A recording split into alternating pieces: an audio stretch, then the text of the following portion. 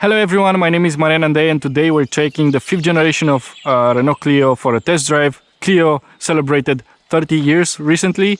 It's one of the best selling cars in Europe, and the last generation, the 4th generation, has been beaten up by Golf only.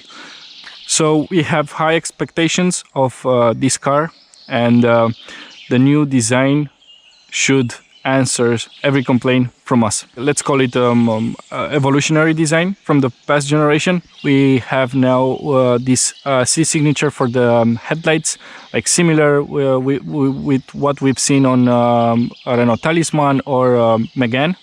And now we have LED headlights across all the range of the Clio. So we have LED.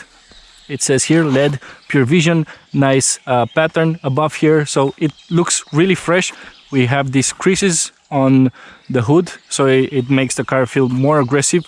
The front of the car is also a bit shorter, and now the wipers have been hidden underneath the hood. We have 17-inch alloys on this car. We have a lot of shiny chrome on the mirrors, all around the window, and here on the door panels, and it even says Clio here. The car is also keyless, so I just need to have this in my pocket because the car will open automatically as I'm close to it, or if if I go away from the car will lock itself. The car is shorter, less taller than the previous generation, but it's something you can only see if you have the old car here. Again, the door handles on this car are hidden in the C-pillar, and they're not here, so it makes the car look like a 3-door hatchback instead. Moving to the back, we have new taillights, the same C-shape, and it looks even more sportier. Here, hidden in the Renault logo, we have the rear view camera, Clio here, and something that I don't like is that if I want to open the trunk, I have this button here, then I have to put my hand here to open it. This part here will get mud and dirt really easily, so I would have preferred something like, you press the button and then you can lift the gate, the tailgate. The boot, it's an okay size. It's bigger than the one you have on Fiesta, and also the floor is pretty low mounted, so if you have some heavy stuff, you use all of your force. My child's stroller fitted perfectly in here, and I still have some place for luggages. This is our camera bag. We also have some Bose sound system here. I think this is the subwoofer, and then across the cabin we have the rest of the Bose sound system. I like this one here because it can protect the spoiler, and sorry, but I had to do this.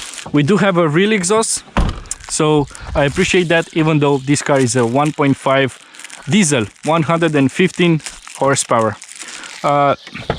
Let's move in the back. So I'll just take this away from here. Here you can see some footage of how well I fit in the car, or how bad. It's not as spacious as a Ford Fiesta or Volkswagen Polo, or even Seat Ibiza, which offers more space in the back, but it's decent. It's bigger than a Peugeot 208. It feels more comfortable, but don't have passengers so often in the car, and they'll be fine. Now let me go to the driver's seat, because if you ask me, this is the best part of the Renault Clio, the new interior, which has a lot of soft touch material here.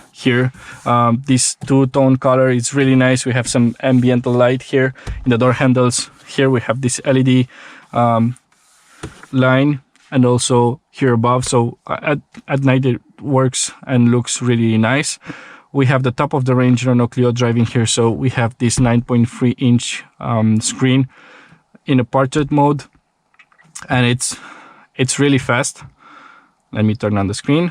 So this is how the menu looks like, and we have different pages. So I have some shortcuts for driving assistance, My Sense, which are the driving modes. So I have just the normal, sport, and eco, and that changes the ambient light from blue to red. Now we have a rev counter, and in front of the the driver. There's a 7-inch screen. You can also go higher to a 10-inch screen, or you can have analog dials on cheaper Clio models. It looks really nice.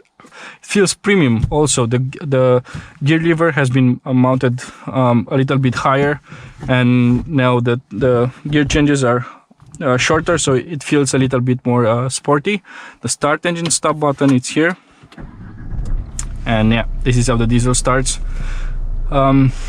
We have some fast commands here, like piano style buttons for heated seats, auto start stop, my sense, automatic parking. This car can park by itself, and we have 360 view, so we have a camera in front, at the back, and underneath the mirror, so it's really easy to park this car, and I can see how close I am to a sidewalk. So yeah, it keeps your wheels healthy. We have climate control on this car with these buttons. We've also seen on Renault Captur or Dacia Duster. We have 2 USB ports and a 12-volt socket, a button for the parking brake and auto hold function. Yeah, large cup holders even in the doors. It's big enough for a half a liter bottle. We have a center storage space with this armrest, and overall, yeah, it feels really nice. So now let's get this car moving. So connect my phone to the Apple CarPlay system, and now, as you've seen, now let's drive the Clio 5. I've connected my phone to the Apple CarPlay, and now you can see the 360 camera view, and yeah, there's a Clio 4 just behind me. We have 360 view, so I have a camera underneath the mirrors, in front and at the back, so I can see really well. The Clio we're driving has a 1.5 DCI diesel engine, 115 horsepower, and really nice. The car is connected, so I can see the prices from the fuel station behind me. Now let's do a sprint. Nice fast gear changes. Yeah, the engine is a bit noisy at higher revs, but otherwise, just at cruising speed, it feels okay. A little Easter egg for our Romanian friends. And now I've set the navigation for a 20-kilometer trip. Now let's see, different from the previous generation, and now it's the whole setup of the car. We have a new platform which is shared with Nissan. We have the CMF-B platform, which makes the car a little bit shorter, not so tall as before, and otherwise we have a different car control, so the car feels more rigid. It's closer now to how a Fiesta or a Volkswagen Polo drives. It's not as fun, but it's not so far from them. So now the suspension works a little bit more, but it's not noisy, so it deals well with any bumps on the road, and the car feels more precise as well. The diesel engine, well, I'm not so sure about that. If you want to buy the Clio for city use, don't go for the diesel engine. Choose the more powerful and not as economical, we can say, but I think it's not so far.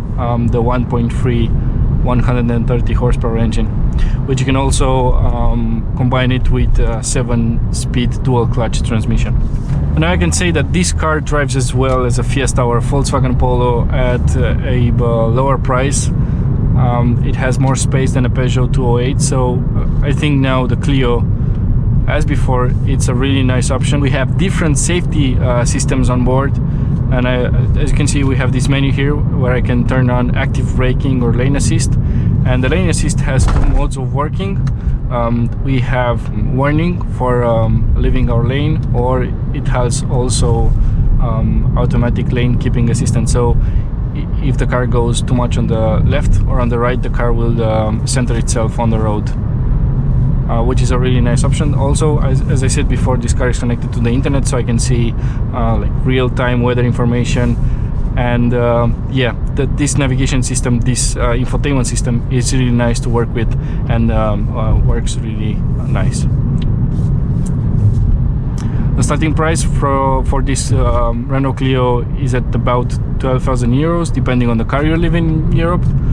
And of course, the base model doesn't look like this one, so you'll have to go very close to 20,000 euros if you want this kind of car with this kind of sound system. We have the Bose sound system, this kind of infotainment system screen. We have the 9.3-inch one, and it can on the cheaper models, the screen it's mounted horizontal, and it has a 7-inch screen like the one in front of me. Yeah, these are my thoughts about the Renault Clio 5.